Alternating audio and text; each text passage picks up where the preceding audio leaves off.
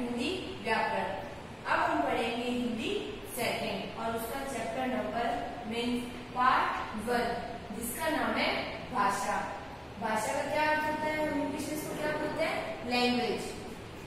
हमारा जो first chapter है वो है भाषा और उसमें भाषा के बारे में बताया गया कि भाषा क्या है और इसके कितने रूप होते हैं।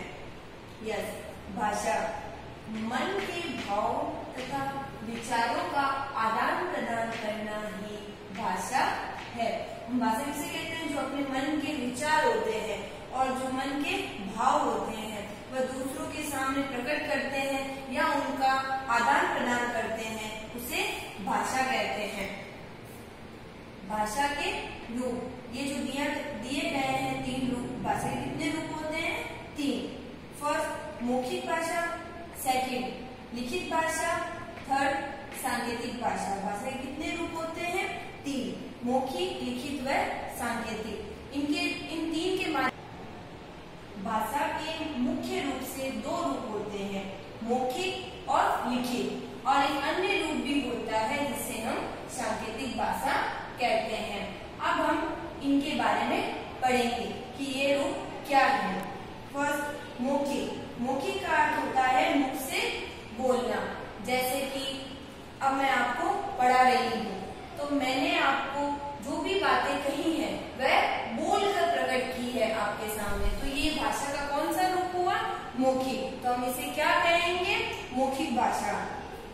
मौखिक भाषा कौन सी होती है, अपने जो मन के भाव या विचार होते हैं उन्हें बोलकर प्रकट करना, वह भाषा का कौन सा रूप है, मौखिक। सेकंड लिखित। लिखित का अर्थ क्या होता है, लिखकर प्रकट करना। जैसे अपने जो मन के भाव होते हैं या विचार होते हैं, हमें किसी को बताना है तो हम किस प्रकार बताएंगे, लिखकर। जो मन के भाव हम लिखकर प्रकट करते हैं उसे कहते हैं लिखित भाषा। जैसे कि आप किसी को पत्र लिखते हो, वह क्या होता है, ये वह लिखित भाषा का एक रूप या उदाहरण है।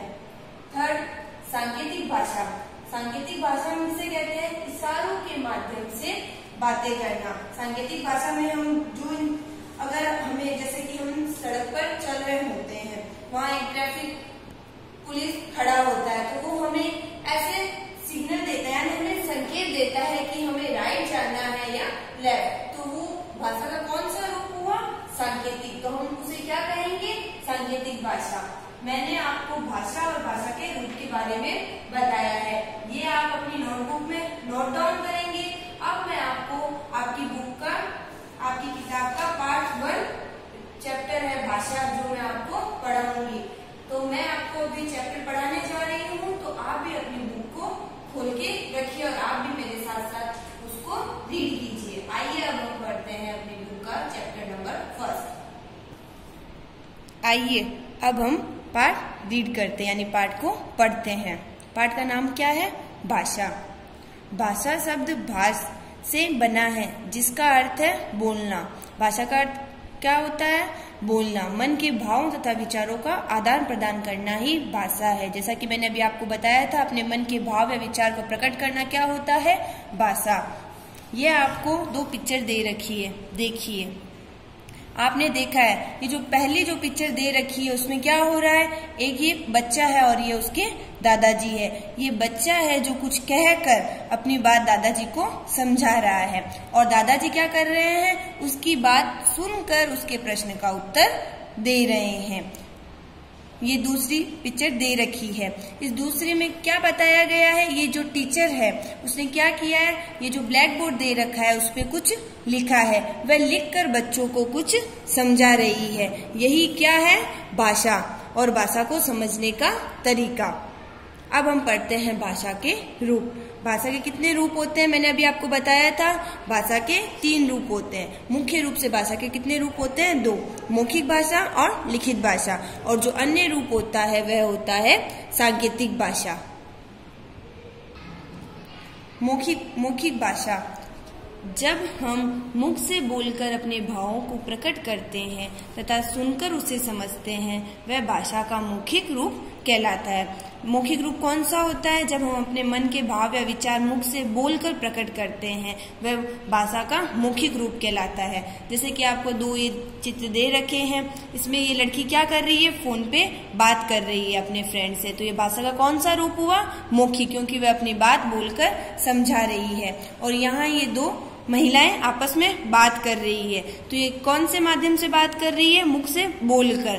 तो ये आमने सामने मुख से बोलकर बात कर रही है, तो ये भाषा का कौन सा रूप हुआ? मौखिक रूप। लिखित भाषा, जब हम अपने विचारों को लिखकर प्रकट करते हैं तथा पढ़कर समझते हैं, वह भाषा का लिखित रूप कहलाता है। अब लिखित भाषा कौन सा होता है? जब हम अपने विचारों को लिखकर प्रकट करते हैं तो वह भाषा का लिखित रूप कहलाता है। जैसा कि इसमें दे रखा है, ये लड़का अपने फ्रेंड को, अपने दोस्त को क्या लिख रहा है? एक पत्र लिख रहा है, तो ये भाषा का कौन सा रूप हुआ? लिखित रूप, क्योंकि ये लिखने का काम कर रहा है। और ये दादाजी है जो समाचार पत्र यानी अपना ये पढ़ रहे हैं, तो ये क्या कर रहे हैं? ये पढ़कर जो वो पत्र में जो लिखा है उसे समझ रहे हैं, तो ये भी भाषा का कौन सा रूप हुआ? लिखित रूप। तो ये भाषा का लिखित रूप है। थर्ड, सांकेतिक भाषा, जब हम अपने विचारों को इशारों के माध्यम से व्यक्त करते हैं वह भाषा का सांकेतिक रूप कहलाता है। सांकेतिक भाषा कौन सी होती है? जैसा कि मैंने अभी आपको बताया था, हम अपने जो विचार होते हैं उन्हें इशारों के माध्यम से समझाते हैं, तो वो भाषा का सांकेतिक रूप होता है। जैसा कि यहाँ दिखाया गया है, ये कौन है? ट्रैफिक पुलिस, जो ये क्या कर रहा है? जो गाड़ियां आती है उन्हें ये संकेत कर देता है कि आपको राइट जाना है या लेफ्ट। ये जब ट्रेन रवाना होती है, ट्रेन में तो आप सब चढ़े हो, आपने देखा ही होगा, टीटी होता है, उसमें जो ग्रीन यानी हरी झंडी दिखाकर ट्रेन को रवाना करने का संकेत देता है, जिससे कि उन्हें पता चल जाता है कि अब ट्रेन रवाना होने वाली है।